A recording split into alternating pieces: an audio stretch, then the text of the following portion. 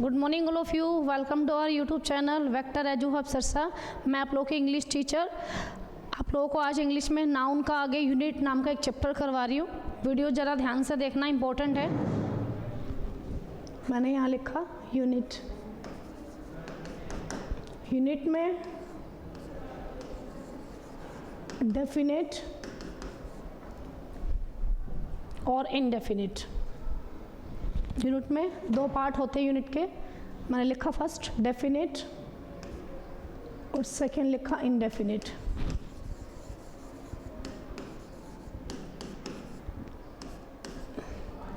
अब डेफिनेट का अगर मैं चार्ट बनाऊं, डेफिनेट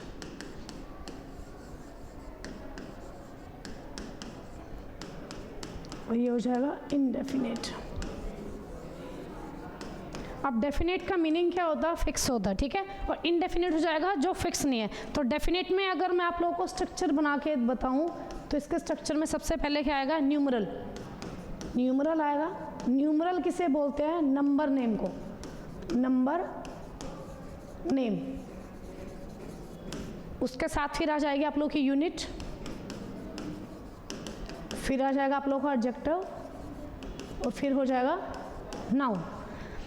डेफिनेट अगर किसी यूनिट में, यूनिट का नाउन का पार्ट है, नाउन का पार्ट है यूनिट।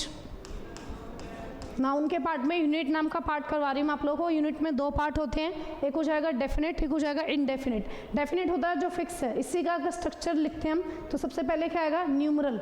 न्यूमरल मीन्स क्या होता है? Number name. फिर आप लोगों को यूनिट लिखी हुई मिलेगी और यूनिट हमेशा कैसे यूज होगी? सिंगुलर। आप लोगों को प्लूरल लिखी मिलेगी, आप लोगों को सिंगुलर करनी है। एडजेक्टिव है और फिर नाउन। मैं एग्जांपल लिख के बता रही हूँ आप लोगों को। एग्जांपल है इसका, ही इज 20 years old।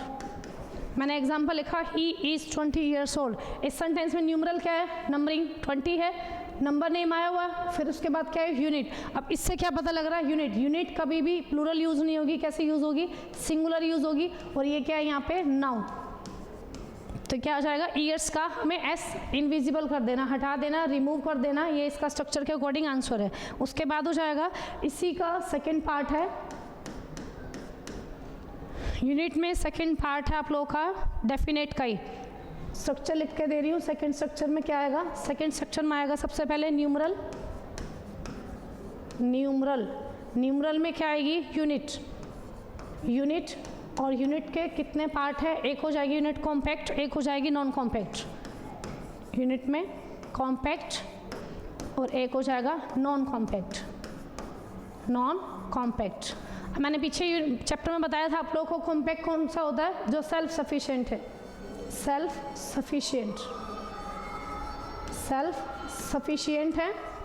और नॉन कॉम्पैक्ट हो जाएगा not self sufficient. Not self sufficient. Not self sufficient. अब वो कह रहे हैं देखो यूनिट में अगर कॉम्पैक्ट है, नॉन कॉम्पैक्ट, सेल्फ सफिशिएंट है तो इसमें सफिक्स एस और एस ऐड कर सकते हैं हम। एस और एस सफिक्स ऐड कर सकते हैं। और नॉन कॉम्पैक्ट में एस और एस ऐड नहीं कर सकते हम। नॉन कॉम्पैक्ट कौन से हैं? जैसे मैं लिखा 100, 100, 1000, डजन, फुट, इंच। और नॉन कॉम्पैक्ट में कौन से आ जाएंगे? ईयर, मंथ और रुपी। इसका मैंने एग्जांपल लिखा नीचे। अगर मैं आप लोगों से पूछ रही हूँ, I need, she gave me, she gave me 10 रुपी आना चाहिए इधर या रुपीज? 10 रुपी या रुपीज़। अब देखो ये क्या है, यहाँ यूनिट शो कर रही है और ये क्या, यहाँ रुपी आएगा रुपीज़ आएगा, ये सोचने वाली बात है। तो आप लोगों को देखो शी गेव मी 10 रुपी या रुपीज़। अब ये यूनिट शो कर रही है, यूनिट का शो कर रही है। इसके बाद ये क्या शो कर रहा है, 10 रुपीज़। तो यहाँ क्या आना चाहिए आप लोगों का, रुपीज़ आना चाहिए। उसके बाद है आप लोगों का इंडेफिनिट। अकॉर्डिंग टू स्ट्रक्चर ये रुपीज़ आएगा इधर। उसके बाद है नेक्स्ट में आ जाएगा आप लोगों का इंडेफिनिट। इंडेफिनिट का स्ट्रक्चर लिखा जाए तो ये होगा, सबसे पहले यूनिट, फिर ऑफ, फिर नाउन, फिर plural helping verb. Helping verb क्या यूज़ होगी, प्लूरल। अगर यूनिट प्लूरल है, नाउन प्लूरल है, तो हेल्पिंग वर्ब भी क्या आएगी, प्लूरल। एग्जाम्पल है इसका, देखो मैंने लिखा डेफिनेट। इनडेफिनेट में अगर हम करते हैं असेंडिंग ऑर्डर पता है आप लोगों को, क्रम वाइज। तो असेंडिंग ऑर्डर में सबसे पहले क्या आता है, स्मॉल यूनिट, और फिर आ जाएगी लार्ज यूनिट। सबसे पहले छोटा क्रम, फिर उससे बड़ा, लार्ज यूनिट। इसी का ही एक पार्ट है arbitrary.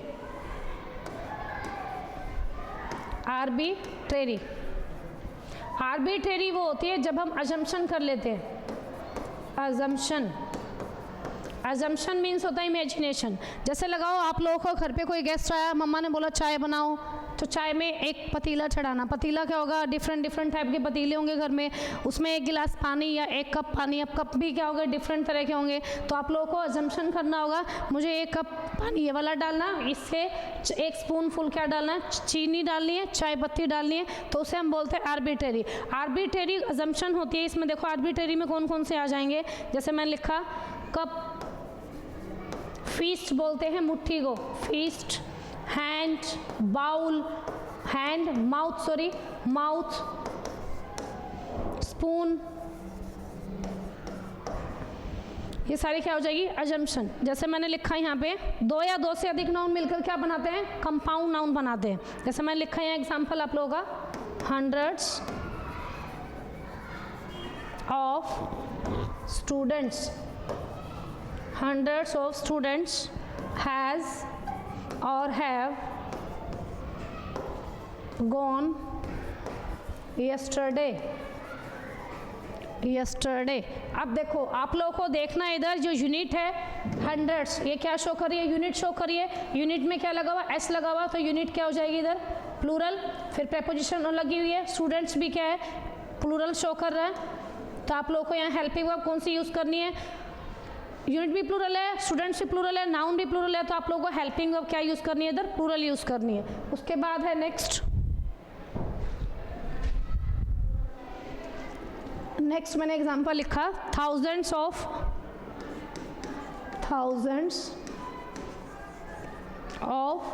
Hundreds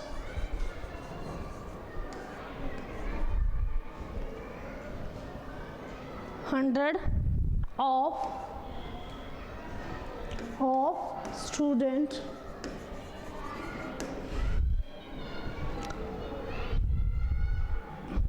has or have taken the food आ जाएगा।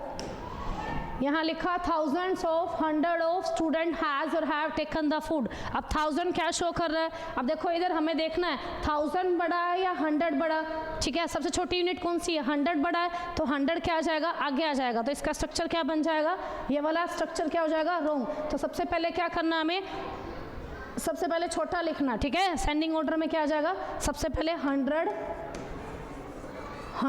Of, thousands of. अब देखो स्टूडेंट इधर क्या लिखा होता, सिंगुलर लिखा होता। आप लोगों को इधर क्या लिखना, ज़्यादा स्टूडेंट्स की बात हो रही है, स्टूडेंट्स। हैज़ और हैव में से क्या लिखेंगे, हैव आ जाएगा, हैज़ क्या हो जाएगा, कट हो जाएगा, टेकन द फूड। अब देखो प्लूरल की बात हो रही है तो हेल्पिंग वर्ब क्या यूज़ होगी, प्लूरल होगी। 100 सबसे छोटा यूनिट है, फिर उसके बाद 1000 आ जाएगा। फिर आप लोगों को स्टूडेंट्स पे प्लूरल लिखना है, क्योंकि हज़ारों की संख्या में, 1000 की संख्या में स्टूडेंट्स की बात हो रही है, तो हमें इधर हेल्पिंग वर्ब हैज़ नहीं लगानी, क्या लगानी है, हैव लगाना है। उसके बाद है आप लोगों का, मैंने एग्जाम्पल लिखा नेक्स्ट टू, अजम्पशन का एग्जाम्पल लिख रही हूँ मैं, आर्बिट्रेरी का, जिसमें हम अजम्पशन करते हैं। 2 स्पूनफुल मिल्क इज, स्पूनफुल आना चाहिए या फिर स्पूनफुल्स,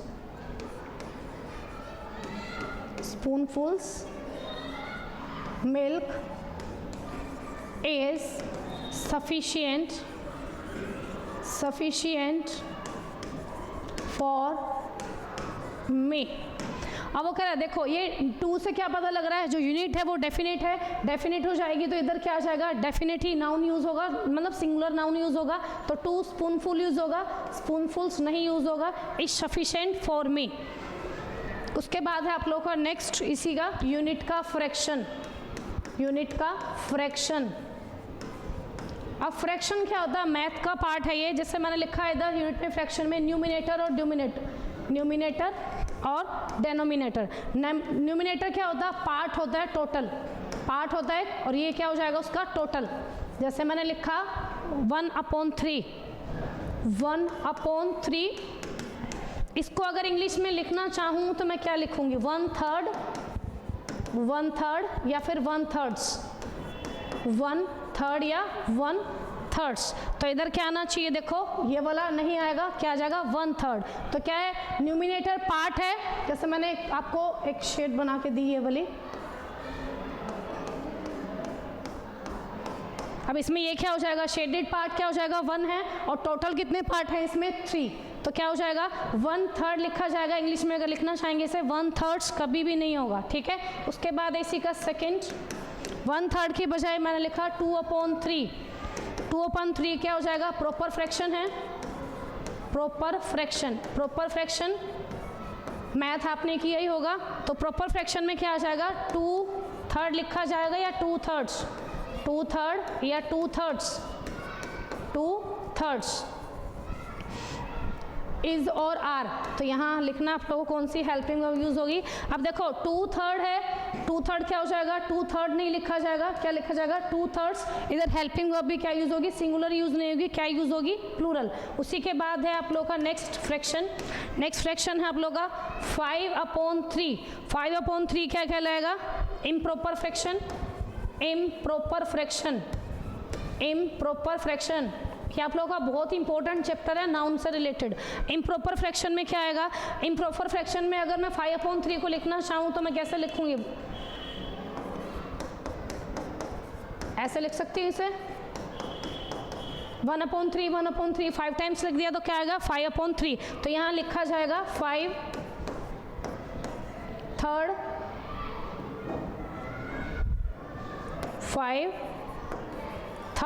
या फिर थर्ड्स,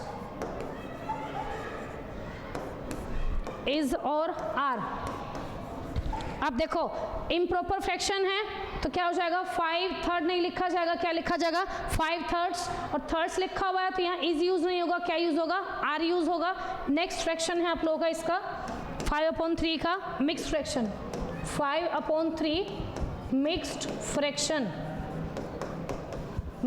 फ्रैक्शन में क्या आ जाएगा, मिक्स्ड फ्रैक्शन में देखो मैं इसको ऐसे लिखती हूँ 2/3, इसको अगर ऐसा लिख सकती हूँ तो गलत नहीं है। अगर इसको इंग्लिश में ट्रांसलेट करें तो क्या लिखा जाएगा 1 and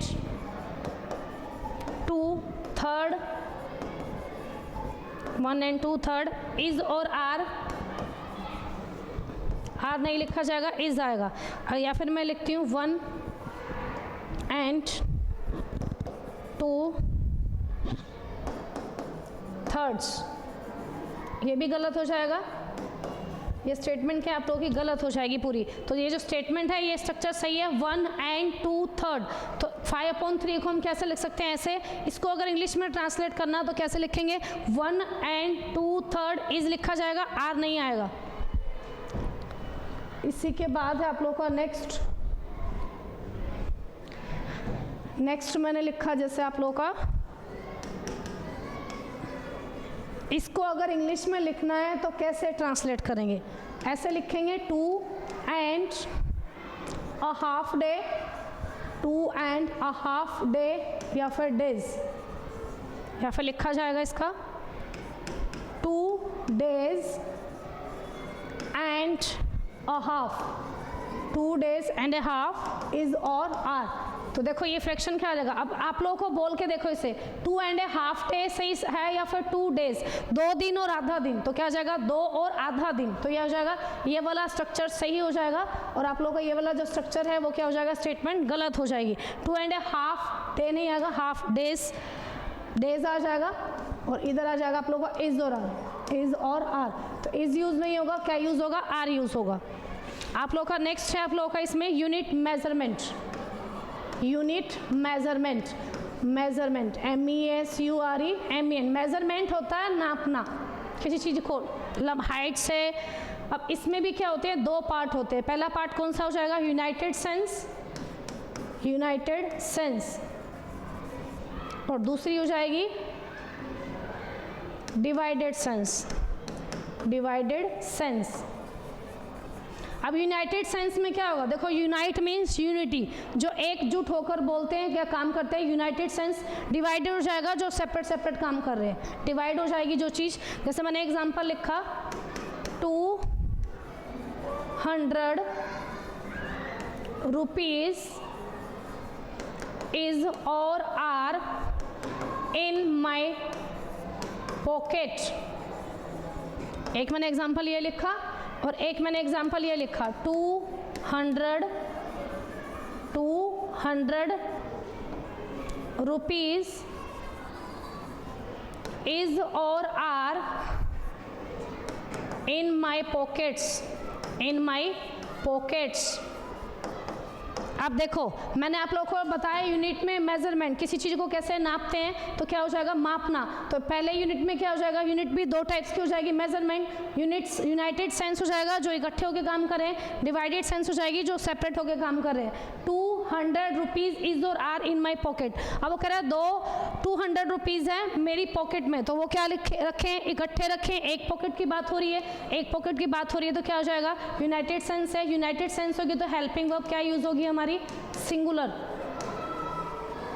और डिवाइडेड सेंस होगी तो क्या होगा, हेल्पिंग वर्ब हमारी क्या यूज होगी, प्लूरल, तो यहाँ क्या आ जाएगा, इज यूज होगा ना कि आर। अब लिखा मैंने 200 रुपीज़ इज और आर इन माई पॉकेट्स, तो कह रहा है 200 रुपीज़ है और मेरी पॉकेट्स में, पॉकेट्स मीन्स अलग अलग पॉकेट की बात हो रही है, तो यहाँ आप लोगों को हेल्पिंग वर्ब आर लिखना है ना कि इज लिखना है। आप लोगों को ये चैप्टर बहुत ज़्यादा इंपॉर्टेंट है, अगर आप लोग कोशिश करना इस वीडियो को ज़्यादा से ज़्यादा देखने की, ये इससे रिलेटेड बहुत से क्वेश्चन कई बार एग्जामिनर पूछता है।